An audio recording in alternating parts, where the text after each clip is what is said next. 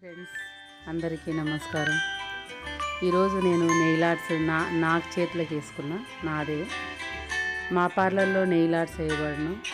ఇవి cat I nail arts అంటారు. ఇవి నచ్చితే మీరు మా పార్లర్కి రావచ్చు.